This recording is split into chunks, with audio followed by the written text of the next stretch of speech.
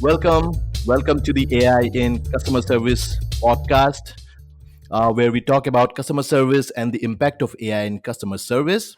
This podcast is commissioned by Communicate, an AI-powered customer service automation platform. My name is Manav.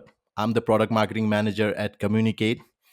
Today, I have Ken Easthouse as our guest speaker for our very first episode of this podcast. Ken comes with 20 years of experience in customer service, where he has worked heavily on retail. I'll let Ken introduce himself.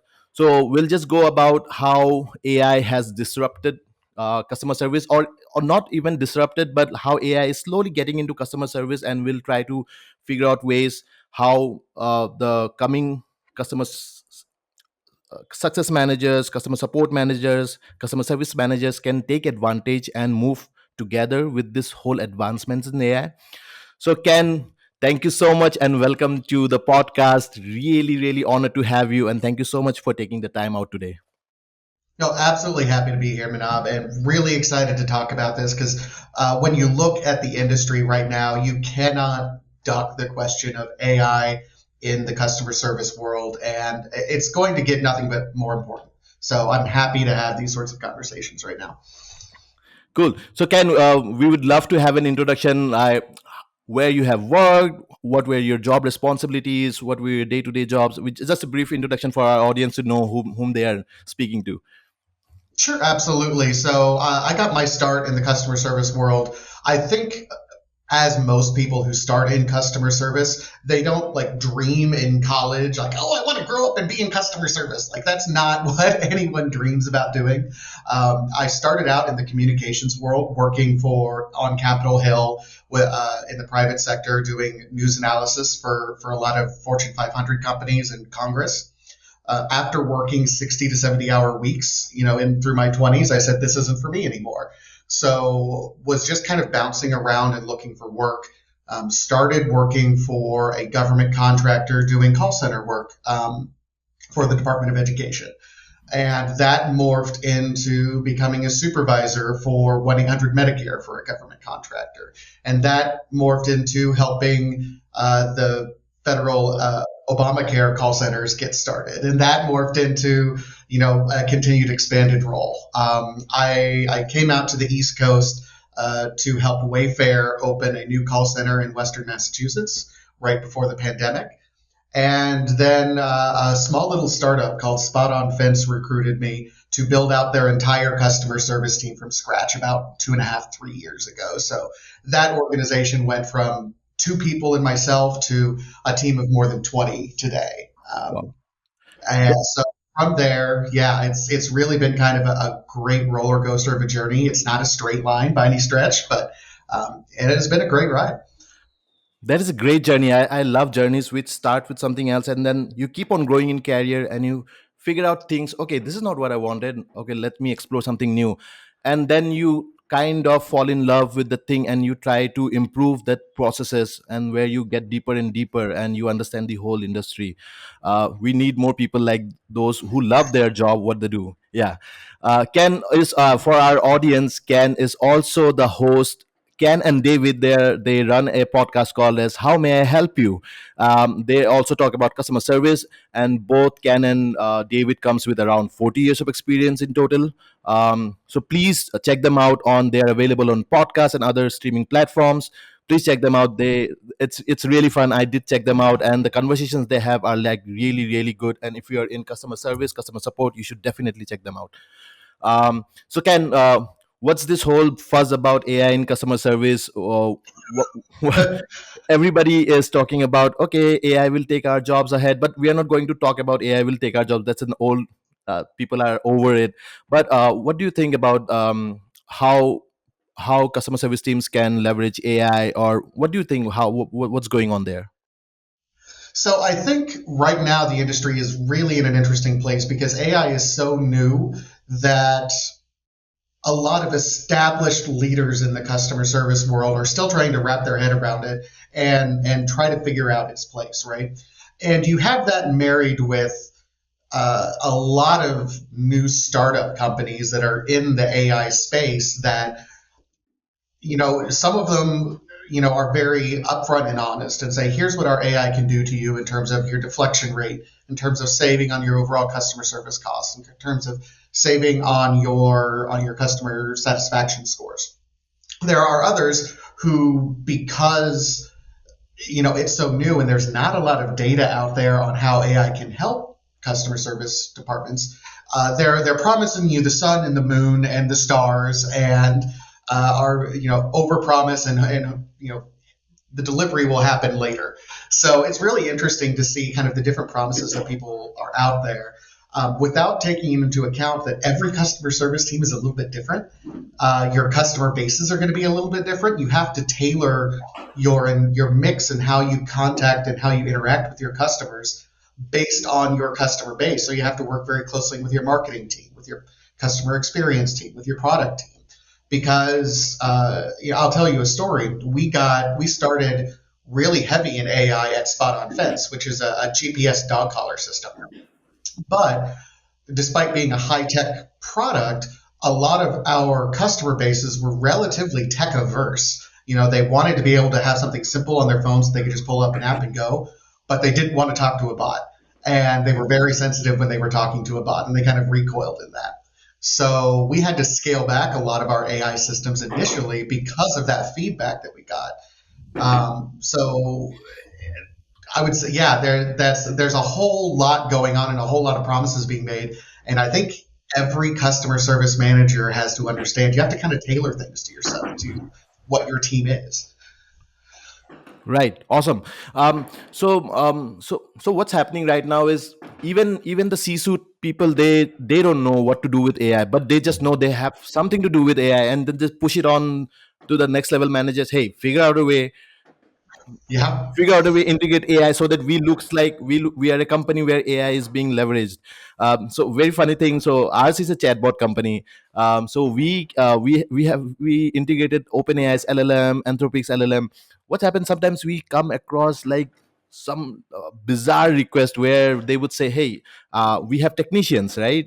These are so the back story is you have this internet towers, this mobile Mhm. towers, these huge towers. So these people in tier one, tier two cities here back in India, people who are literate, they can fix those things, they can read and they can coordinate with the back office and say. But people who go into the villages, they cannot read what's there, and sometimes when things break down on the tower, they are high 70, 80 feet above the air, and they have to explain, uh, this is not working, I don't know what to tell, they don't know what's the technical term. That's where they came to us and they said, hey, our technical person will click a picture and the AI should understand what's wrong in the picture and then give resolution. I'm like, okay, that's not happening. The amount of expectations people have with AI is like, it's going way beyond. Right. I mean, yeah, right along with that, for the GPS dog collar company, we would have customers call in and say, I'm not getting a strong enough signal. Well, I mean, that collar deals with GPS signal, it deals with Bluetooth signal, it deals with cell signal, it deals with, battery levels. The AI solutions that you get to give to the customer are only as good as the inputs that you put in. And Yeah. I think a lot of companies are still trying to figure out how to get the data to put into an AI system in order to get the right outputs. I also heard that. Okay, we'll come back to there on the second run. So I during your time at Wayfair, you integrated AI, right? And then you scaled it, and then you had to take it back. How did you measure the success? Like people, one was the feedback that you were receiving from customers, but if you had to like, how do you measure like, okay, AI is working, AI it's not working? Was it the CSAT score from where you were tracking? Okay, if the AI is working right or not? Quick correction: it was at Spot On, not at Wayfair. So I just want to make sure we're Okay, doing that sorry, correct. But sorry. um, but part of it was the CSAT. Part of it was also we looked at deflection rate. It's successful if you can deflect a chat or an email and have it answered to where they don't immediately respond back. Now, we were also looking at what we called a repeat contact rate, to where if a customer seemingly had their issue resolved, but then they turn around and would contact us within, say, a 24 to 48 hour period, then it wasn't successful because really like all that did was create a negative experience to the point where they had to call us back. So we looked at a couple different metrics. We looked at customer satisfaction, we looked at response rate, we looked at deflections, but did they have to call us back because they still didn't quite get it? Those were really the primary measurements that we said, okay, is this going to be successful or not? We did have a lot of that feedback that said, hey, we really don't like this, but they were still communicating with us through the channels. And that's absolutely, not something that we want from a customer experience. We want them to contact us once, have their questions answered. So with that, we decided to kind of make a trade-off. We would accept a lower deflection rate, if you will, for customers as long as those deflections were solid deflections and they never contacted us with the same issue. Versus, hey, if even the AI is a little bit confused, let's get them over to a rep directly to talk. And where did you start with? There are multiple channels. There's phone calls. There is text message. There are chat bots, email. Where did you start with that experimentation? Okay, this is the. Let's begin with this channel. Let's put AI into this channel. Which one was the one? We started with chat because I think that's kind of naturally where a lot of the tech is growing, first of all, and also where I think you're going to find the most tech savvy customers who are willing to use the technology. We grew into emails, but we had to scale that back really to accept an even lower deflection rate because the customers who relied on using email as their primary contact point were a little bit more resistant even to getting a chatbot response. We also found that it was a little bit more difficult to program and to feed the AI bot correct information because customers use different phrasing if they would chat you versus email you. And in an email, you can't ask those probing questions back and forth. You have to kind of take the email as is versus a chat bot where you can have a little bit of a back and forth dialogue. And how much dependence did you have with the developer team? Because if it's a chat bot and there's an AI coming in, as a customer, as a manager, did you have to work with the technology guys for the engineering team or product team? Hey, we want to do this. Can you help me out, or did you figure this out yourself? How did it work for you? So I was our go-to guy at Spot on Fence for everything AI. It was very similar to what you said earlier. It was our founder said, "Hey, what can we do with AI?" Put someone on it, and I was, I'm the young tech guy, so it was put on my plate. So I started looking around. I wanted to partner with some AI tech companies that were already in the space. We partnered with a company called Forethought AI that integrated into our CRM and could pull data from some other sources as well so that we could have a seamless experience. So I partnered primarily with them, but I was in control of our tech stack on our end. So I was responsible for all that integration. I was responsible for feeding the AI system to make sure all of the data that we put into it was accurate and clean, which that was a much bigger chore than I ever thought was going to be. Because a lot of companies will put a frequently asked questions page up and just kind of forget about it for a month or two. You've got to keep that page clean because if your AI system is reading that, you better not have information that's more than 2 or 3 months old because there's nothing worse than a customer getting like year old data for something that's not an issue anymore. So there was some trial and error associated with that. And there was absolutely some bumps in the road along that. Forethought was a great partner in helping guide that particular process. And that relationship was really important to both the success of the contract and the success of the implementation as well. It took about 2 to 3 months to get fully integrated for both chats and email, but we were seeing great results at the end of it. And if you can put in the time and effort, it's absolutely beneficial to the company. So yeah, so do you believe as time keeps on changing, there are new roles coming up? Do you think there will be a time when there will be a specific role called as AI customer service manager, whose role would be to figure out, bring in this AI, keep the data clean? Uh, who would be less?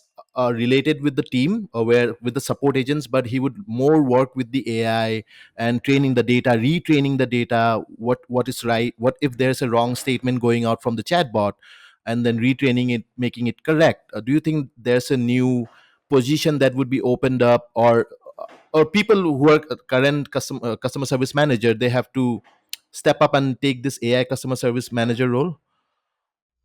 That's a great question. And I'm going to say it depends on your service department.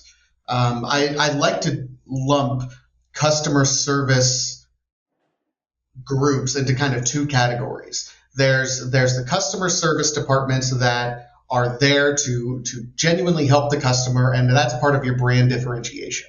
That your customer service is what separates your brand from your competitors, giving that high level of customer service. Then there's the customer service departments, for lack of a better term, is a cost to be controlled.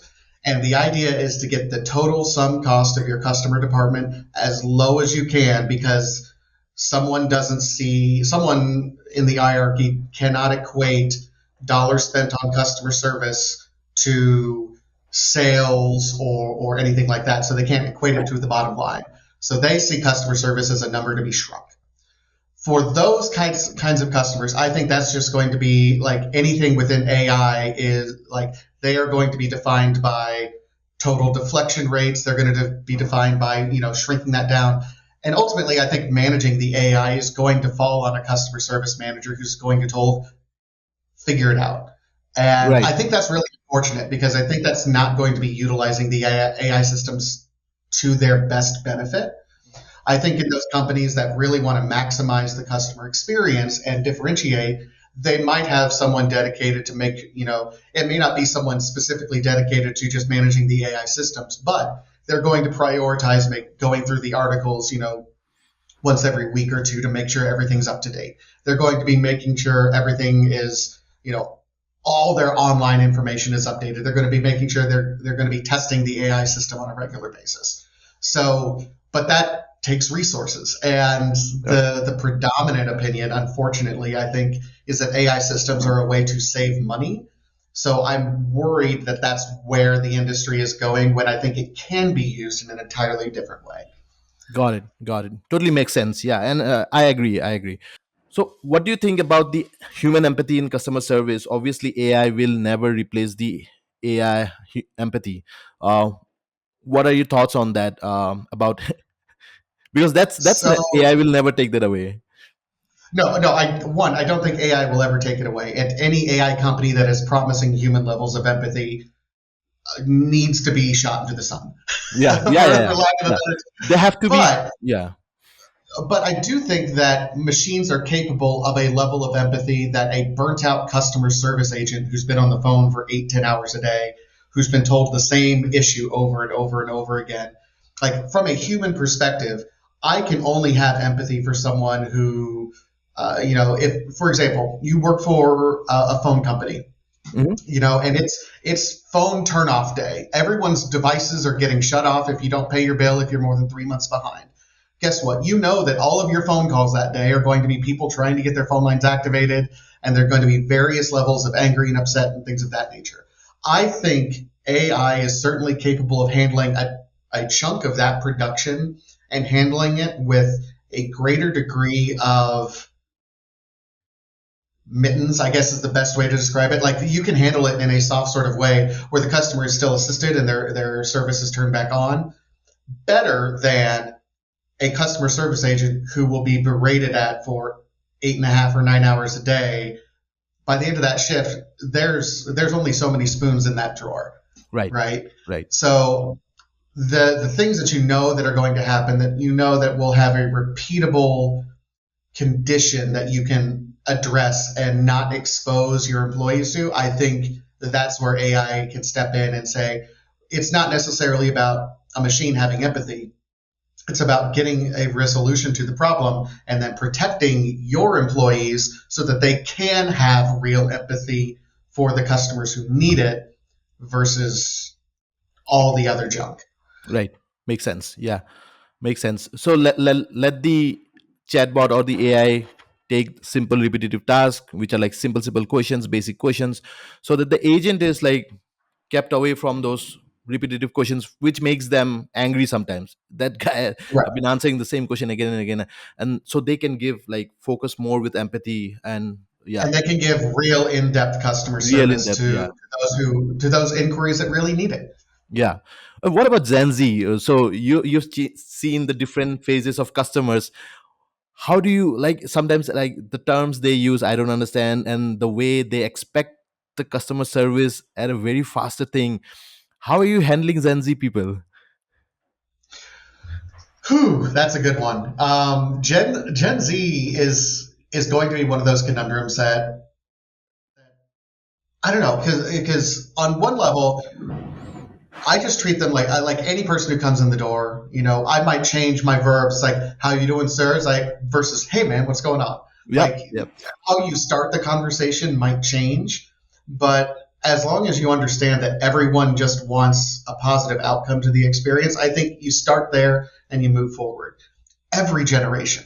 You know, I remember when I was a little kid reading news, and I was a nerd. Like even when I was a kid in the '90s, I remember reading news articles saying people don't know how to deal with Gen X entering the workforce, and how are we going to interact with that? And then you saw news articles, people don't know how the millennials are entering the workforce, and how do you deal with it? It's the same story over and over. Just deal with each other in a human way, try to make that connection, and I think ultimately you're like everyone's going to have a good experience. Now, if some people come in and are intent on having a bad experience, you know, there's certainly customer service tools and soft skills that we have to try to deflect that and reroute that. And I do think there's a higher expectation for customer service now, which is really interesting when you look at it. You know, we went from a period of time where you know AI bots and IVR solutions became more and more the norm. Now it feels like we've almost gone back into a loop where if you finally get to someone, you're expecting gold card quality customer service. And that's from Gen Z on. Everyone is expecting that if they get to a person. So Yeah, I it's believe everybody wants to reach to the person, right? right. And there's some tips and tricks. I have some tips in my back pocket on how to get directly to a customer service person, even in those IVRs that won't let you route there without a tracking number. I'm not talking about anyone in particular, but yeah, there's some tips, and I think companies need to be aware of that when they start looking at not only AI implementation, but when looking at scaling of customer service departments. This is what your customers want. Just make sure that you can let them talk to a customer. You don't have to bury the phone number. You don't have to have the IVR, you know, route them through this Byzantine labyrinth of commands before you get them to someone. It's doable, and it's what your customers want. Yeah, yeah, yeah. And especially like if you're growing, the bigger the company, the bigger the number of customers. So yeah, yeah. Mhm. Cool. So I'll move on to my next questions. What advice would you give to upcoming customer service leaders who are looking to integrate AI into their workforce? Any advice for those people? It is not as easy as it looks, and it is not as hard as it looks. It is just different. This is, I would say, my best piece of advice is understand that this is new space for just about everyone on the planet right now. If you're feeling overwhelmed, don't worry. There's a few million other people out there who are feeling just as overwhelmed as you. You know, seek help in your professional groups if you are a part of any professional or social groups that you can interact with your peer groups and ask how they did it. Absolutely. I think the number one rule that I always say, and I mentioned it earlier, good data in, good data out. Make sure that whatever you're feeding and you're putting into the chatbot to eventually use is good, clean data, and make sure it's updated on a regular basis. And don't be afraid to ask questions or look dumb. It's real easy to get into these sales pitch meetings when you're starting to talk with these AI companies who want to integrate into your customer service department. to make it sound like something is very easy and even a baby can understand it and you won't have any problems. Ask the questions if you don't understand it. It's if they are glossing over something, it's because something maybe hasn't already been fully thought out. So don't be afraid to ask the questions in those integration meetings. One of the things that I found was incredibly helpful for me is I made a list when doing our AI integration. I made 3 lists. I said, here's what our AI system must have. Here's what would be nice, or here's what would like must-haves, wants, and would be nice to have. So like 3 levels of, and think pie in the sky, everything you could possibly dream of. Talk to your product team, talk to your marketing team, talk to your engineering team, talk to everyone in the building who might be interfacing with this AI system. Have a list of what you absolutely must have in your system, have what you would absolutely like to have happen, but you can be flexible on. And then have a list of pie in the sky stuff that is out there, because you never know what is possible and out there. Make sure you have that honest conversation with your AI professionals that are out there. And hey, go through the list. And if there's a gloss over or if you have any questions about it, have that conversation. Awesome. That's a very good, very, very good advice, solid advice. So as a customer service manager, you guys get the honest feedback from customers. Sometimes what happens, management never understands what's really happening at the trenches, right? And you guys go ahead and, hey, this has to change this product is not going to work. How do you pass on this information? Because there are so many different kind of feedbacks you get in different forms. How do management take those feedback, and have they ever changed in your experience, have you ever seen management taking that customer feedback and changing it, and making it better? Yes. So there's been a few different instances where feedback that we implemented directly led to change. And one was in a very, very large company, and one was in a very, very small company. So I'll give you 2 examples. And so this is pulling back the curtain, and I've not told this story publicly before, so you're getting a scoop here. Yeah. The exclusive here. Exclusive here. So I mentioned that I helped open the Obamacare, the federal Obamacare websites when the federal health law went into. Right. You set up the team for the whole Obamacare.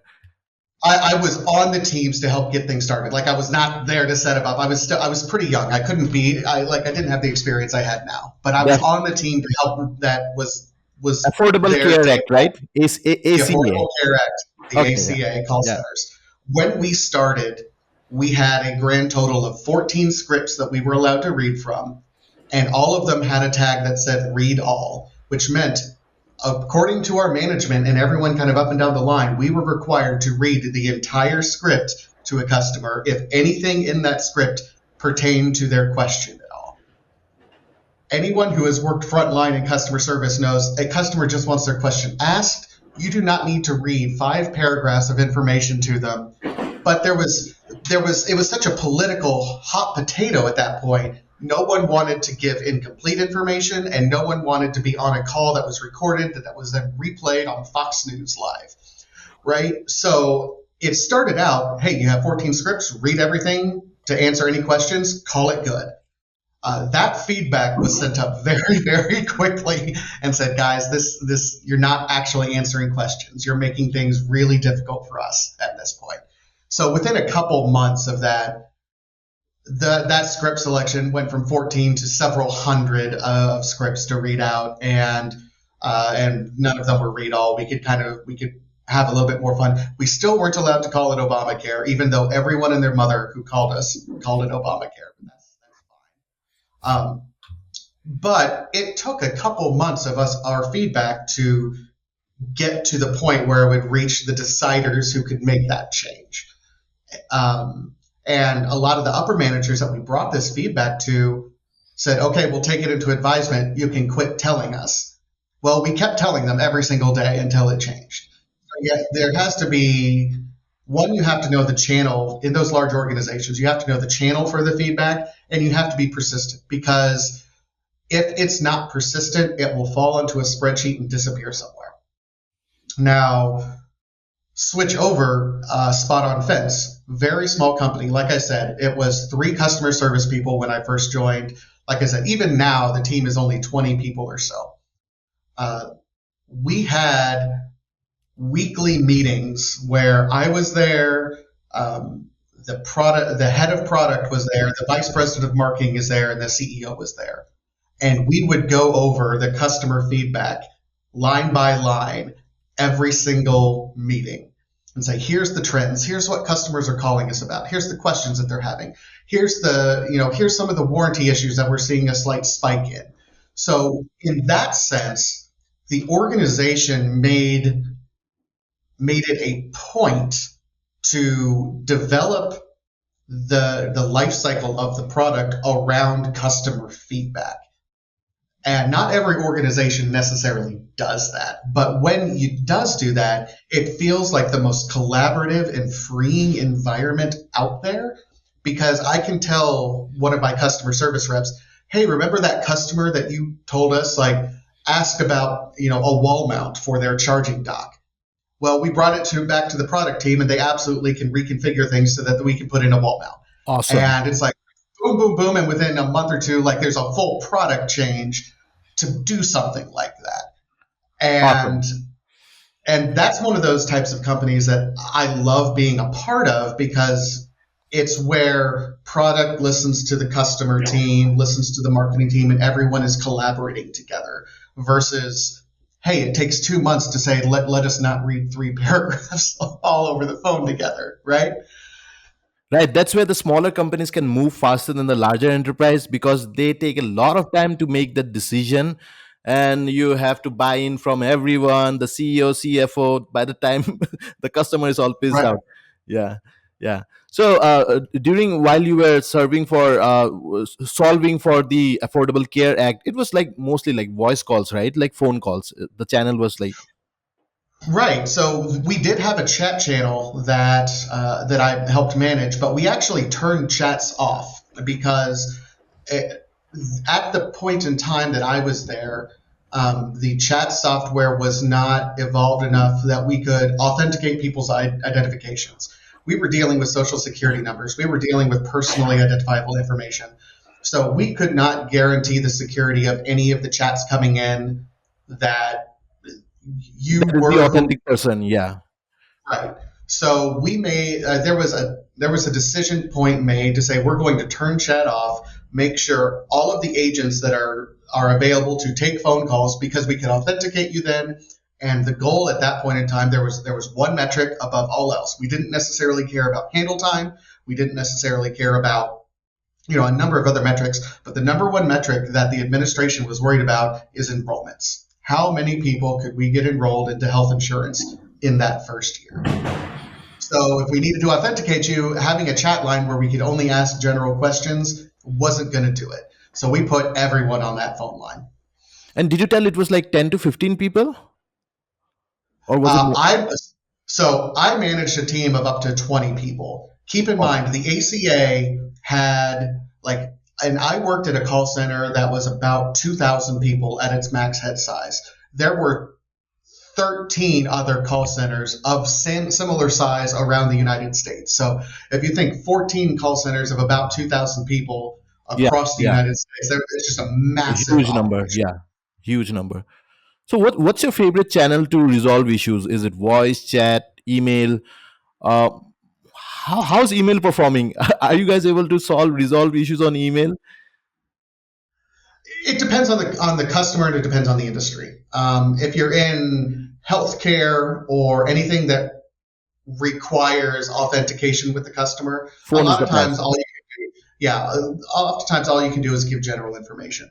But in those retail environments where you don't have to authenticate and people are asking general questions, I think email and chat is actually best because you can have a back and forth conversation, and more to the point, from an efficiency standpoint, I can handle 4 to 6 chats at a single time.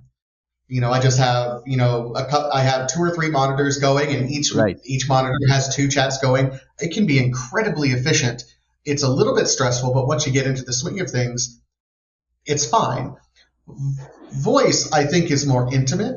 I think for the high level customer service, for that concierge sort of service that a lot of customers demand, I think that's going to be the preference because you can have that empathy, you can express yourself in such a way that you can have that human connection, but you can only handle one customer at a time. So it's going to be a little bit more expensive.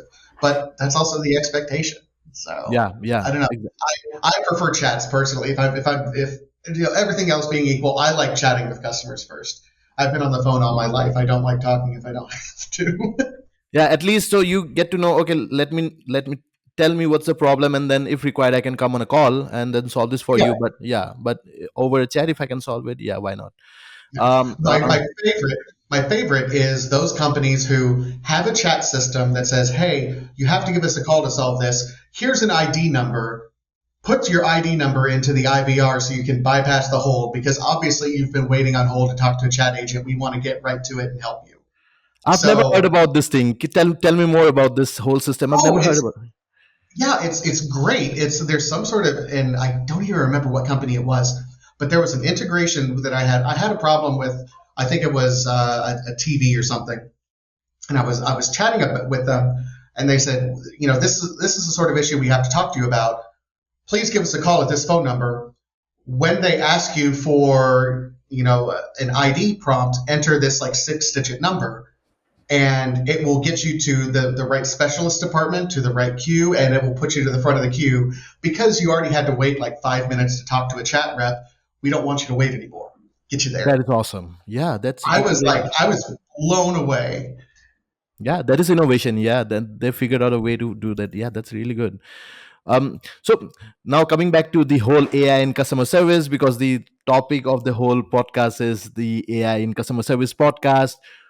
Yeah, How do you see the role of AI in customer service evolving over the next 5 to 10 years?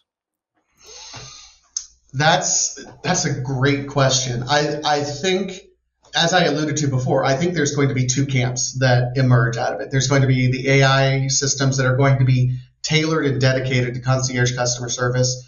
Let the AI handle the low hanging fruit, and then create a seamless experience to transition to your human component.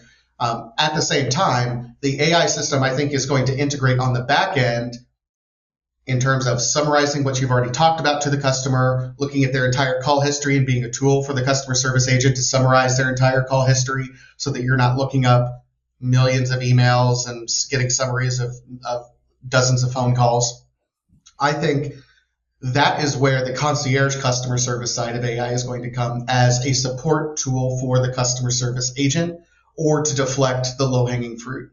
I think on the other side, in the cost cutting business, is going to be companies who make an attempt to replace or largely reduce their customer service departments to move more to an AI system. These are going to be much more large and cumbersome systems.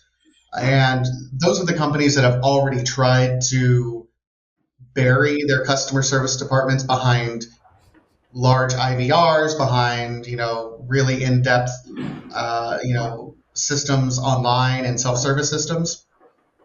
And those are going to be incredibly robust, and they're probably going to spend a lot more money on those AI systems, but I don't think you're necessarily going to have a better experience. So I think in the next 5 to 10 years, we're going to see kind of that fraction, and there's going to be a separation between companies who can specialize in one thing or the other.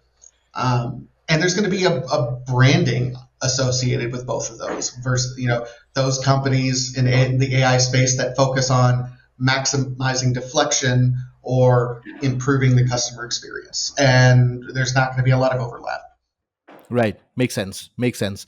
Also, on your podcast, may I help you and David talk about in the news, where you guys talk about the recent things that's happening in customer service. Do you have any new scoop to share here? Something that's new in the industry? I came up with one. I just hope you don't say the same thing that I'm going to say. Sure. I mean, there's always AI in the news. I know The Economist just had an article last week about AIs replacing customer service folks and whatever. The big thing that just broke late last week and early this week is in the United States, the FCC is That's launching the an same inquiry. news I had. Absolutely. I think this should be bigger news. More people should be talking about this. Yeah, yeah, The exactly. FCC is launching an inquiry into the customer service processes of these major broadband and telecom companies. You think Comcast, you think Spectrum, you think all of these major telecom companies who, if you had to ask one person in the world who has the worst customer service, 9 times out of 10 you're going to hear someone like Comcast. Mhm. Like, so the fact that the FCC is opening this inquiry into it now, keep in mind that when you read the news release for it, the launch of the inquiry was voted on along party lines, 3-2. So the makeup of the FCC has always been 2 Democrats, 2 Republicans, and whoever the chair is, who is currently nominated by our sitting Democratic president. Depending on what happens in this election that's coming up here next week, that chairperson is going to be replaced. And the state of that inquiry is going to be dependent on who wins this election. So it's Oh really my God. interesting to Yeah. it's like, okay, one of the largest, I think, customer service inquiries in United States history is dependent on an election, and no one is talking about it. I want more customer service professionals to talk about it. This could be a major deal. Come on, guys, please trumpet it from the rooftops. Yeah, one of them is what I read was click to cancel rule. So users should have an Yes. option to easily cancel any of the subscriptions, while companies make it very easy to sign up. Just one click and you're signed up. Everything is you just go in and you Mhm. don't even realize when you signed up also. But when it's time Absolutely. to cancel, you don't. You're put in your IVR line, and they make it intentionally make it hard for you to cancel the subscription. Yeah, yeah, Exactly. Not to give away the farm, but David and I did talk about it. That's on episode 5. It's available on Spotify right yeah. now. I'll So have to I check that out. Yeah.